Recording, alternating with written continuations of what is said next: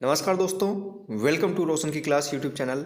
Friends, आप सभी का आज की इस पाठ्य योजना की वीडियो में एक बार फिर से बहुत बहुत स्वागत है। आज की इस वीडियो में हम देखेंगे गणित विषय की पाठ्य योजना। तो पूरी वीडियो अगर देखिएगा, अगर आप लोगों को वीडियो से लाभ मिलता है तो प्लीज़ वीडियो को लाइक कर दीजिएगा।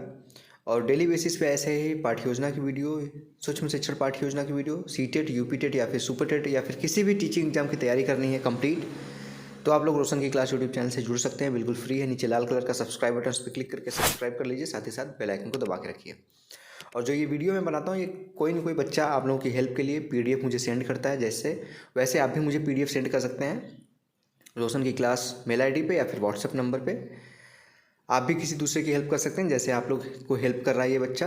तो पीडीएफ हो सकता है थोड़ी बहुत कहीं कहीं, जैसे ये ब्लर है, काले कलर इस तरह से है, तो उसकी वजह से आप लोग परेशान मत होइएगा। एक एक चीज़ यहाँ पे साफ़ सुथरा दिख रहा है, मैं पढ़ भी दूंगा, उससे आप लोगों को कोई दिक्कत नहीं होगी।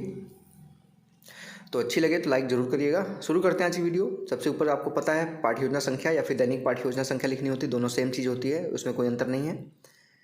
नेक्स्ट आपको दिनांक लिखना है, डेट लिखना है, यानी कि किस डेट में आपने कौन सी पाठ्य योजना पढ़ाई थी। विद्यालय का नाम लिखना है, आपको अपने विद्यालय का नाम लिखना है, ये विद्यालय का नाम नहीं लिखना है। उसके बाद आपको कक्षा लिखनी है। कक्षा हमारी आज की है 8वीं। विषय गणित का है। कालांश प्रथम। समय अवधि यहाँ पे 30 मिनट का दिया गया, आपके कॉलेज वाले जितना समय दें वो लिखिएगा। उसके बाद यहाँ पे प्रकरण हमारा आज का है अर्धगोला यानी कि हेमिस्फीयर। अब आता है उसके बाद शिक्षण उद्देश्य। शिक्षण उद्देश्य का मतलब होता है आपका जो आप टॉपिक पढ़ा रहे हैं उसको पढ़ाने के बाद बच्चों को आप क्या सिखाना चाहते हैं। तो क्या सिखाना चाहते हैं उसको पॉइंट वाइज में आपको लिखना होता है। यहाँ पे आप जो सिखाना चाहते हैं यहाँ पे उसका हेडिंग लिखना होता है। आप क्या अपेक्षा करते हैं, क्या परिवर्तन बच्चों में होगा ये चैप्टर पढ़ने के बाद, उसको यहाँ पे हेडिंग में लिखते हैं अपेक्षित व्यवहारगत परिवर्तन। तो पहला यहाँ पे देखिए पॉइंट लिखा गया है ज्ञानात्मक। ज्ञानात्मक में पहला पॉइंट लिखा गया विद्यार्थी अर्धगोले का प्रत्याभिज्ञान कर सकेंगे। दूसरा पॉइंट है विद्यार्थी अर्धगोले का प्रत्यास्मरण कर सकेंगे। दूसरा अवबोध। अवबोध में लिखा गया विद्यार्थी अर्धगोले की व्याख्या कर सकेंगे। दूसरा पॉइंट है विद्यार्थी अर्धगोले की उदाहरण दे सकेंगे।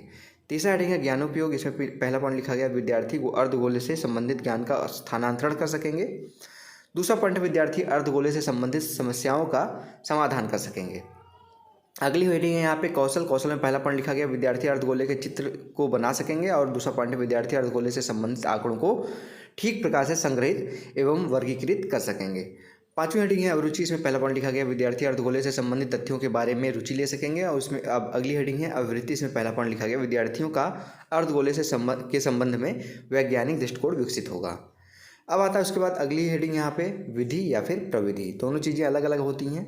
जैसे यहाँ पे आपकी विधि है प्रश्नोत्तर विधि, व्याख्यान विधि, लेकिन यहाँ पे प्रस्तावना विधि है, प्रस्तावना विधि, व्याख्यान विधि और प्रश्नोत्तर प्रविधि है। ठीक है, प्रविधि और विधि में अंतर आपको पता होना चाहिए। प्रविधि जो होती है वो डायरेक्ट आपका विधि के ऊपर डिपेंड करती है, जबकि जो विधि होती है वो आपके शिक्षण उद्देश्य के ऊपर डिपेंड करती है। अगली हेडिंग है सहायक सामग्री। सहायक सामग्री के अंतर्गत देखिए लिखा गया है चौक, डस्टर, लपेट फलक आदि।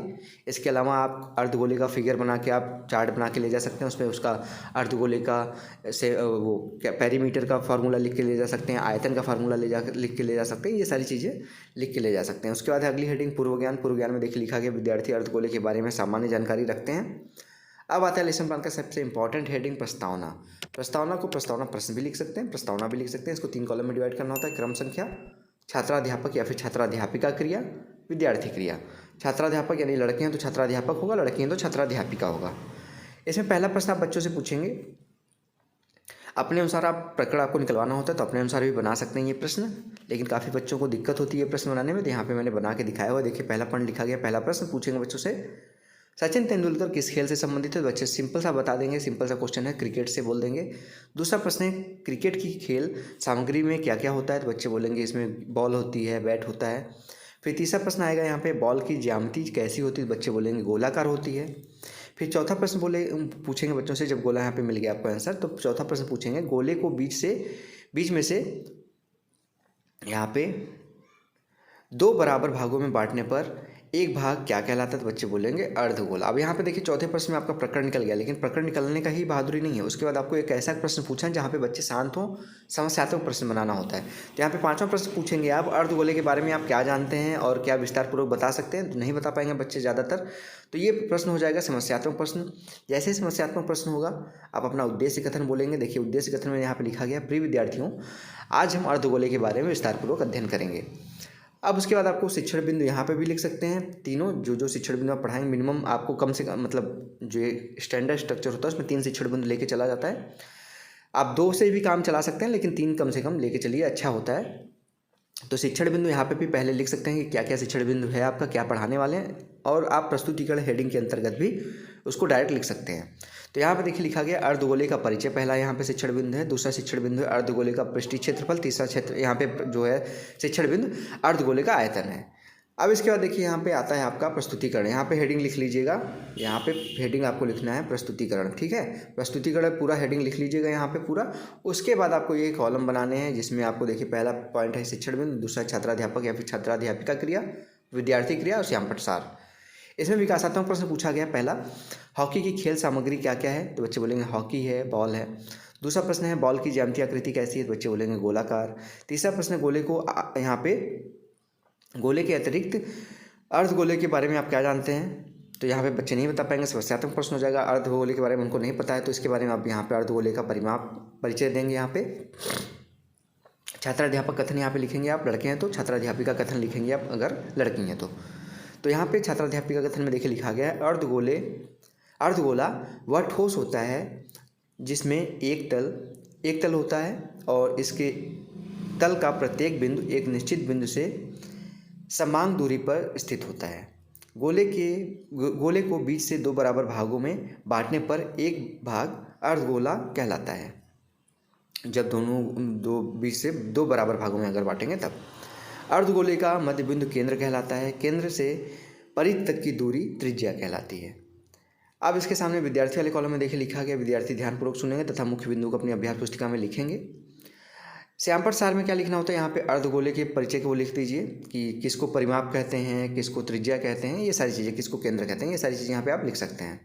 अब बोध प्रश्न आता है। बोध प्रश्न में देखिए पहला प्रश्न है अर्धगोले के मध्य बिंदु को क्या कहते हैं, बच्चे बोलेंगे केंद्र। दूसरा पॉइंट है यहाँ पे प्रश्न पूछेंगे बच्चों से, केंद्र से परिधि तक की दूरी को क्या कहते हैं, तो बच्चे बोलेंगे त्रिज्या। यहाँ पे आप एक कॉलम और बना सकते हैं, यहाँ पे आप विधि और प्रविधि वाला कॉलम बना सकते हैं। यहाँ पे प्रश्नोत्तर प्रविधि लिख दीजिएगा, इसके ऊपर जो यहाँ पे आपने पढ़ा ये व्याख्यान विधि थी। अब इसके बाद आता है दूसरा यहाँ पे शिक्षण बिंदु। दूसरा शिक्षण बिंदु में यहाँ पे आप देखिए विकासात्मक प्रश्न नहीं पूछा गया, आप अपने से बना लीजिएगा। विकासात्मक प्रश्न कुछ होता नहीं है, कुछ ऐसे प्रश्न बनाने होते हैं जिससे आप अपना ये टॉपिक पढ़ा सकें। तो अब इसके बाद देखिए गोले का क्षेत्रफल आप टॉपिक पढ़ा रहे हैं। छात्राध्यापक कथन में देखिए लिखा गया है, यदि अर्धगोले की त्रिज्या r हो तो अर्धगोले का संपूर्ण पृष्ठीय क्षेत्रफल 3πr² होता है। विद्यार्थी वाले कॉलम में देखिए लिखा गया, विद्यार्थी ध्यानपूर्वक सुनेंगे तथा उत्तर पुस्तिका में अपने नोट करेंगे मुख्य बिंदुओं को, और यही चीज़ यहाँ पे लिखा गया अर्धगोले का यहाँ पे पृष्ठीय क्षेत्रफल 3πr², ठीक है। अभी एरिया के बारे में बात की जाएगी। अब यहाँ पे अगर यहाँ पे उदाहरण के तौर पे यहाँ पे दिया जाए, यदि अर्धगोले की त्रिज्या 7 सेंटीमीटर है तो उसका पृष्ठीय क्षेत्रफल तो 3πr² में यहाँ पे रख देंगे, r की जगह पे 7 रख देंगे। पाई का मान आपको पता है 22/7 होता है, 22/7 रख दीजिए, 7 से एक साथ कट जाएगा। 22 को गुणा 3 में करेंगे 66, और 66 को गुणा आप 7 में करेंगे तो 462 आएगा, ठीक है। 462 सेंटीमीटर स्क्वायर आ जाएगा, क्योंकि यहाँ पे r का r² था। एरिया आ गया यहाँ पे, यही यहाँ पे आपको यहाँ पे इसमें दिखाया गया है। बोध प्रश्न है पहला, अर्धगोले की त्रिज्या को प्रदर्शित कैसे करते हैं, बच्चे बोलेंगे r से। दूसरा प्रश्न है अर्धगोले का संपूर्ण पृष्ठीय क्षेत्रफल का फार्मूला बताइए, तो बच्चे बोलेंगे 3πr²।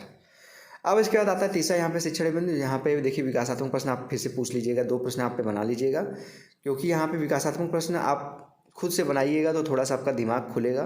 कुछ नहीं होता, मैं पहले ही बता दे रहा हूँ, जो आप टॉपिक पढ़ाने वाले हैं उसी टॉपिक को आपको लाना है, यहाँ पे समस्यात्मक बनाना है, और यहाँ पे उसके पहले एक ऐसा क्वेश्चन पूछिए जिसका यहाँ पे बच्चे आंसर दे सकें, बस। अब यहाँ पे तीसरा यहाँ पे है, तीसरा आपका अर्धगोले की त्रिज्या है यहाँ पे और आयतन है, इसके बारे में बताया गया है। तो छात्राध्यापिका कथन है फिर से यहाँ पे, यदि अर्धगोले की त्रिज्या r हो तो अर्धगोले का आयतन v होगा। v बराबर होता है 2/3πr³, ठीक है। इसी को यहाँ पे ब्लैक पेपर पे भी बताया गया है, अर्धगोले का आयतन 2/3πr³। अब यहाँ पे इसी के ऊपर एक उदाहरण लिया गया है, यदि अर्धगोले की त्रिज्या 1 सेंटीमीटर हो तो उसका आयतन निकालना है। सिंपल सा 1 का क्यूब तो 1 ही होगा, यानी कि यहाँ पे वॉल्यूम जब निकालेंगे तो 2/3, पाई का मान रखेंगे 22/7, 1 का क्यूब करेंगे तो 1 का क्यूब तो 1 ही होता है, उससे कोई अंतर नहीं आएगा। अब यहाँ पे 22 को आप 2 से गुणा करेंगे 44 आएगा, यहाँ पे 7 × 21 तो लगभग 44/21 आएगा, 2 के बराबर जाएगा। तो v बराबर आपका यहाँ पे देखिए 2.095 सेंटीमीटर क्यूब आया हुआ है। इसी को आपको उदाहरण वाले कॉलम पे लिखना था। अब आता है बोध प्रश्न। बोध प्रश्न में देखिए पहला प्रश्न पूछा गया अर्धगोले का आयतन होता है, बच्चे बोलेंगे 2/3 पाई आर क्यूब। दूसरा प्रश्न है यदि अर्धगोले की त्रिज्या 1/2 सेंटीमीटर हो तो आयतन ज्ञात करिए। यहाँ पे बच्चों को आपने उदाहरण जो बताया उस पर फार्मूले पे, इस वाले फार्मूले पर रखेंगे, आर की जगह पे 1/2, यहाँ पे आपका आंसर आ जाएगा। उसको आप सरल करना चाहते हो तो 1/2 की जगह 2 कर दीजिए, यहाँ से उसको भी आराम से बच्चे कर ले जाएंगे। अब लास्ट में आता है मूल्यांकन प्रश्न। मूल्यांकन प्रश्न में देखिए पहला प्रश्न पूछा गया अर्धगोले का उदाहरण क्या है।